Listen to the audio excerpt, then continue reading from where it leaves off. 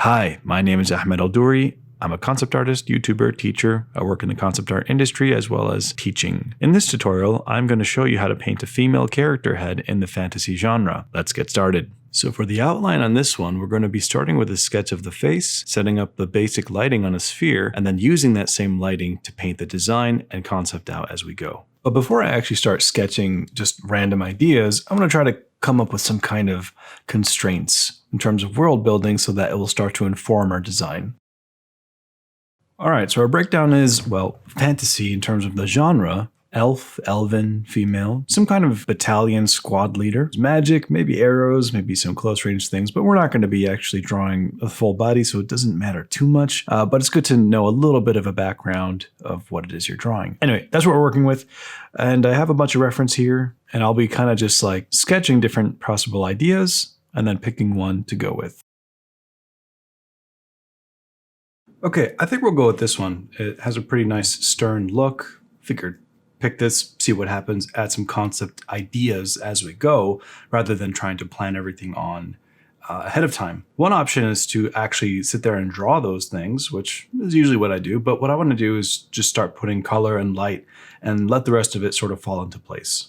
So before I do that on the actual portrait, I just want to set up a very simple version of the lighting and form that we're going to be working with, just to sort of simplify the whole painting experience. I'm going to make a quick frame. In this frame, I'm going to put a sphere.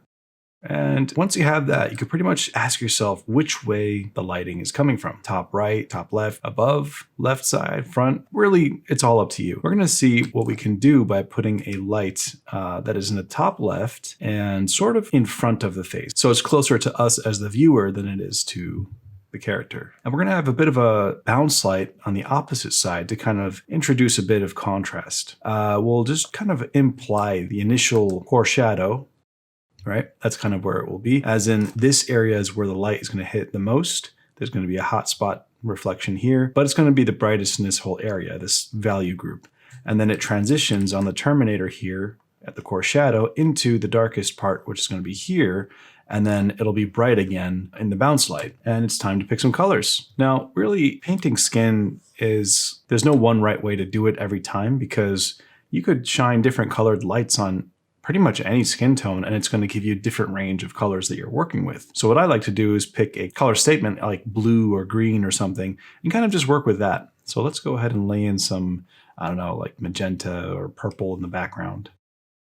This is very much a painterly approach. I come from an oil painting background, so I like to put in some kind of underpainting first. Usually it's burnt sienna, which is a warm orange brownish color. Yeah, I don't know, like we could grab a bluish color, see what happens. I made a new layer above the background.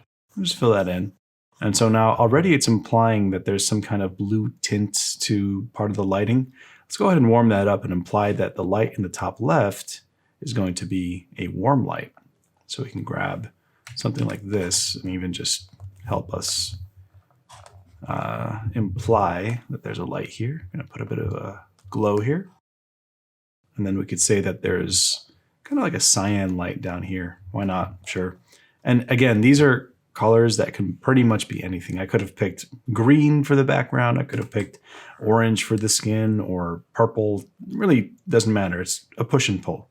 So what I'm going to do is take a bit of the warm light over here and go back to that sphere layer and just kind of lay in a little bit of that color. Okay, so already if you zoom out, it starts to already feel like it's reading as though there's a bright spot up at the top side, and it kind of has form because of the roundedness of the core shadow. And we could put in a bit of a hot spot reflection there. I'm going to increase that cyan a bit on the bounce light. Now I want to soften up that core shadow and make a new layer using an airbrush, kind of going over it like this. It does the job that I'm looking for. It's conveying a sense of form on a sphere, because a head is pretty much mostly round shapes, like a sphere, a bit elongated, and other shapes are involved, but the base is kind of starting out as a sphere like this. One thing I'm going to add, though, is that we have the warm light, which is yellowish warmth, And then you have the cool light, which is still a warm version of blue. It's cyan. The middle transition is kind of desaturated. It's not introducing any new colors. So what I like to do as a trick to add a bit of a stair step to the color, I'm going to grab some red or green or blue, but I want some kind of in-between transition color to add a bit more saturation instead of it just being gray, right? And I think in normal scenarios, you might find orange in that transition area. And just by adding that third color, I believe it adds a little bit more dimension to the feel of the piece. Now we have an interesting, I think, color palette to be working with. Let's go ahead and merge that down. You can use the mixer brush here, which is found over here in the brush menu. And you can find all my brushes on my Gumroad for free if you just put 0 in the field. I'm just going to go ahead and blend in that core shadow area. Now for a more painterly effect, I like to take areas that are not really the focal point where there are edges, and I like to blend them. What I mean by that is these areas over here are not really important. They don't need to be sharp, whereas this kind of does because it's in the light and we're using the contrast of the dark against the light to really kind of bring focus there. So in these areas that are not that, I'm going to go ahead and blend that into the background using that mixer brush. Okay, so you zoom out. Now we're literally bringing focus where it needs to be by reducing the focus everywhere else. And you can find this being done a lot with classic painters, John Singer Sargent, Joaquin Sorolla, Anders Zorn, very much in their portraiture. Anyway, so let's actually use this for the portrait or concept for our character. All right, that's going to be there for a reminder. I'm actually going to go ahead and just take the thing we did and put it right behind the drawing. You could even take that sphere, copy and paste it onto a new layer, hit Control-T for free transform. You can kind of just put that under the drawing like that. It looks like an egg for now, but that's fine. But you can sort of see how quickly you can develop a lighting scenario for your character. So I'm going to go ahead and paint this into it and see what happens. All right, this part is going to be sped up, so I'll be talking over a time-lapse version of it for this painting. And yeah, I'm using a bunch of different techniques like flattening and using the liquify tool, and also kind of redefining the design by drawing line work over it. So I'll be kind of going back and forth with that. And this is where the concepting happens. I'm kind of just adding different ideas like face paint, tattoos, different helmet designs, but also kind of jumping between adding different light, like the rim light there and the glow, and exploring different kind of things like for earrings and stuff. And you'll notice that I'll kind of zoom in a lot for parts like the eye or the nose and the mouth, because they're very important parts of the piece. To kind of be somewhat more rendered than the other parts.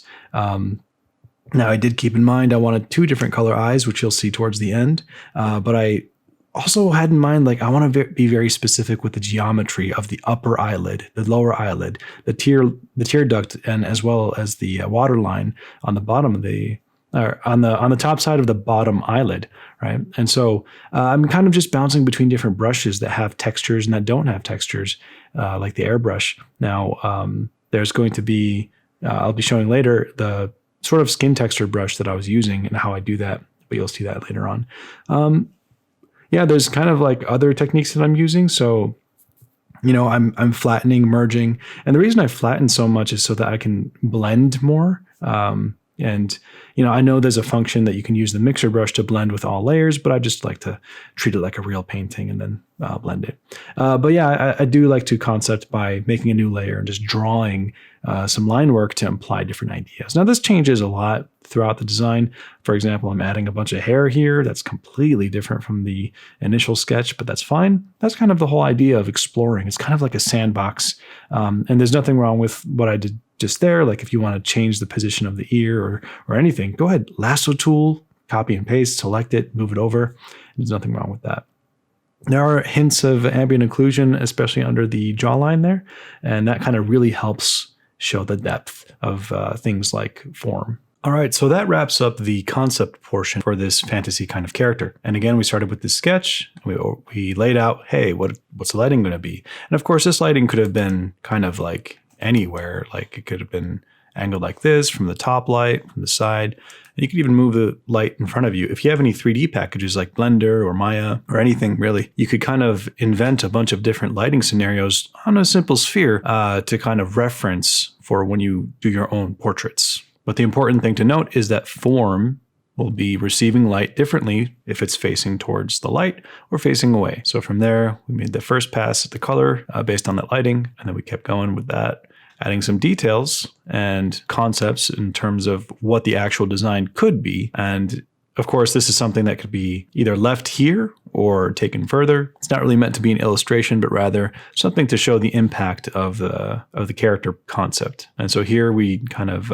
did some more rendering and effects. And if you look closely here, we got some texture details. And let me just show you the brush I used for that.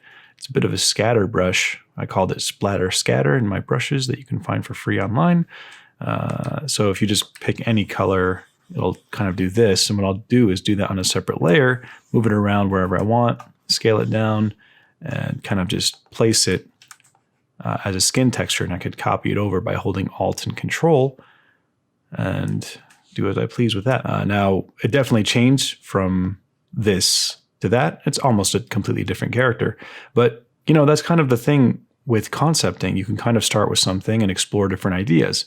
In this case, I added this kind of blondish white hair, made one eye green, the other blue, and kind of just let that be the design. All right, I hope you enjoyed the tutorial. And if you haven't already, please subscribe to the YouTube channel and stay tuned for new videos.